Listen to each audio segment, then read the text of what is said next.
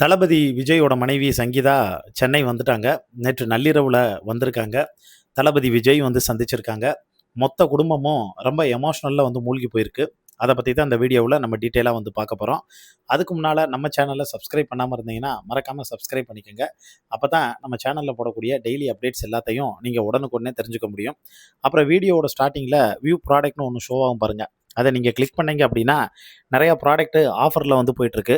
அதில உங்களுக்கு தேவையான அவசியமான, அத்தியாவசியமான ப்ராடக்ட் ஏதாவது இருந்தா மட்டும் கிளிக் பண்ணி பர்ச்சேஸ் பண்ணிக்கங்க. இல்லாட்டினா தயவு செஞ்சு ஸ்கிப் பண்ணி விட்டுருங்க. ரைட், இப்ப நம்ம மெயின் மேட்டருக்கு வந்து வரலாம். தளபதி விஜயும், அவரோட மனைவி சங்கீதாவும் எப்போ ஒண்ணு சேருவாங்க அப்படின்னு பல கூட்டு பிரார்த்தனைகள்லாம் வந்து நடந்துச்சு. அந்த கூட்டு பிரார்த்தனை இப்ப சக்சஸ்ஃபுல்லா இருக்கு அப்படின்னே வந்து சொல்லலாம். என்னன்னா, ஆகஸ்ட் 7ஆம் தேதி இவங்க 2 பேத்துக்கும் டைவர்ஸ் கேஸுக்கான வாய்தா. அதில நம்ம தளபதி விஜயால அட்டெண்ட் பண்ண முடியாது. ஏன்னா, அன்னைக்கு வந்து பட்ஜெட் தாக்கல் செஞ்சதுனால சட்டசபையில மனுஷா வந்திருந்தாங்க. ஆனா, சங்கீதா 20 நிமிடம் வந்து பார்த்தீங்கன்னா, அவங்க காணொளி மூலியமா விளக்கம் குடுத்திருந்தாங்க, வீடியோ கான்ஃபரன்ஸ்ல. அந்த வீடியோ கான்ஃபரன்ஸ்ல அவங்க குடுத்த தெளிவான விளக்கத்துல, அவங்க மன்னிப்பு கேட்டதோட மட்டும் இல்லாம, தளபதி விஜயோட சேர்ந்து வாழ்றதுக்கு சம்மதம் தெரிவிச்சிருக்காங்க. தான் மேல நெறைய தப்புக்கள் இருக்கு. அந்த தப்புக்கள் வந்து பார்த்தீங்கன்னா, என் கூட இருந்தவங்க எல்லாருமே வந்து சொல்லி, அதுல நான் கன்ஃப்யூஸ் ஆயிட்டேன் அப்படிங்கிற அந்த ஸ்டேட்மெண்ட்டையும் வந்து பார்த்தீங்கன்னா வந்து குடுத்திருக்காங்க. அப்ப ஜட்ஜ் கேட்டிருக்காங்க, "நீங்க எந்த தருணத்துல அவரோட சேர்ந்து வாழணும்னு வந்து முடிவு பண்ணீங்க?" அப்படின்னு வந்து கேட்டப்ப, அவரோட வாழ்ந்த ஒவ்வொரு மொமெண்ட்டையும், அந்த நாட்கள் எதையுமே என்னால வந்து மறக்க முடியாது. எங்களோட கல்யாண ஆல்பம் எடுத்து வந்து புரட்டி பார்க்கும்போது, எங்க பிள்ளைங்கள வந்து பார்த்தோன்னா, எனக்கு வந்து பார்க்கும்போது, அதுவும் குறிப்பா என் பையன் ஜேசன் சஞ்சய் குடுத்த இன்டர்வியூ எல்லாத்தையும் வந்து பார்க்கும்போது, ஏதோ ஒரு கில்ட்டா, உறுத்தலா வந்து இருந்துகிட்டே இருந்துச்சு. பெரிய தப்பு பண்ணிட்டோமே! அப்படிங்கிற அந்த ஃபீலிங்ஸ் இருந்துச்சு. அத இப்ப நான் சரி பண்ணாட்டினா எப்பயுமே சரி பண்ண முடியாது அப்படிங்கிறது தோணிக்கிட்டே வந்து இருந்துச்சு.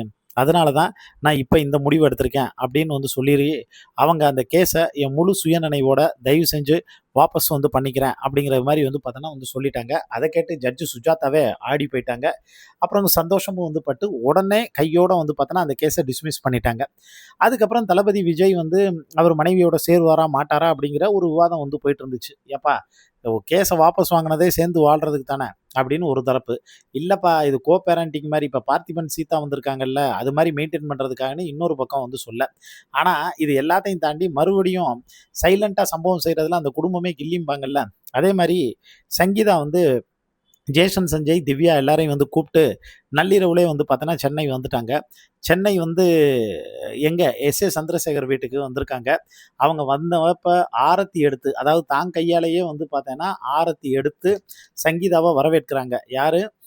ஷோபா சந்திரசேகர் வந்து வரவேற்க, அத பார்த்து எஸ்ஏசி வந்து கண்கலங்க. அப்புறம் தளபதி விஜய் வந்து பார்த்தோன்னா, அத தூரத்துல இருந்து பார்த்து கண்கலங்க.